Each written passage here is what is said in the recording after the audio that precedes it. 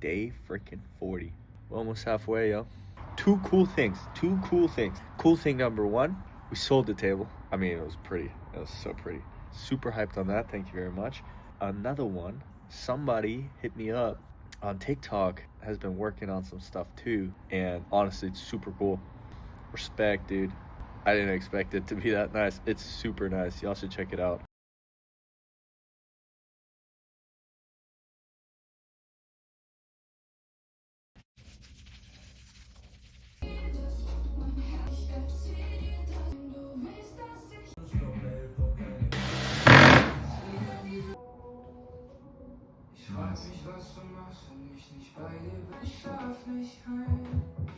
It's been a wild run.